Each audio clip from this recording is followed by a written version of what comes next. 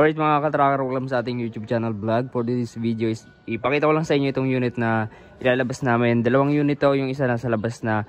So silipin natin para magkaroon kayo ng idea sa mga unit dito sa production. So ito as is condition, as is complete electrical lights and accessories.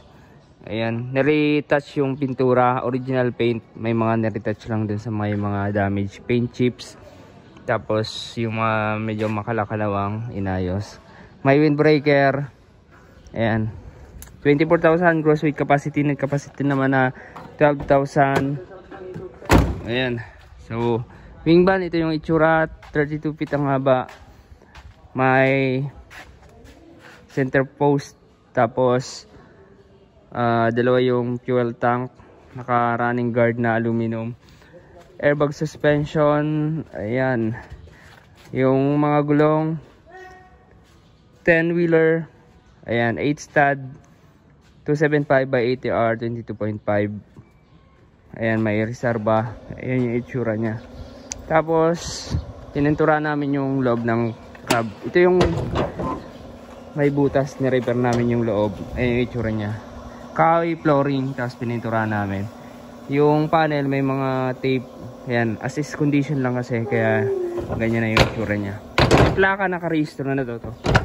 May ipaparetouch tayo dito sa pintor. Ito medyo makalawang lang kasi para presentable naman yung ating unit. So ayan, kumpleto yung mga ilaw nya. Airbag suspension. Tapos dinidetail pa yung loob. Ayan.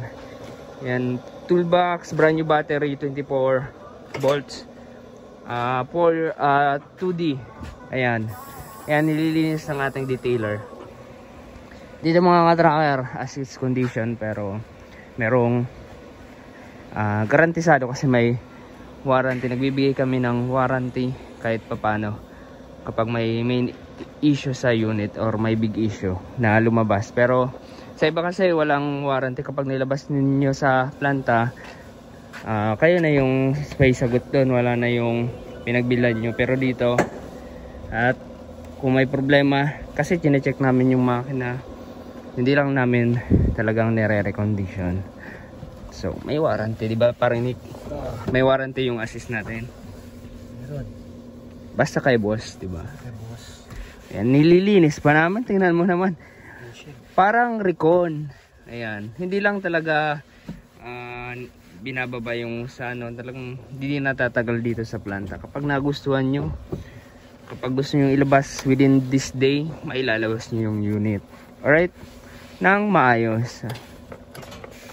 Baba ka na yung ano pala, yung wing van.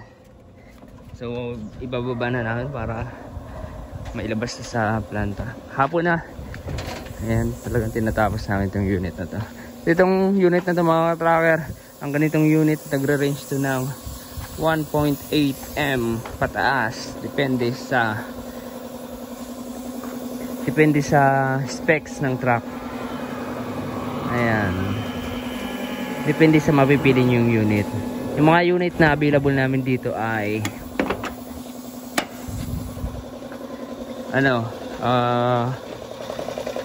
as is condition. Saka lang namin pinare-recon kapag napili ng client. Kung gusto nyong assist lang.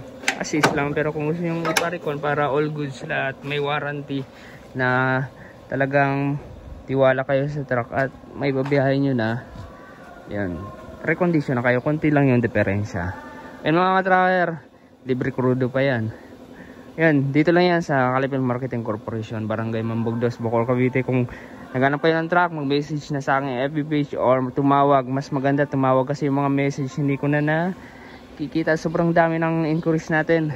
So tawag na lang para may direct ko kayo sa production.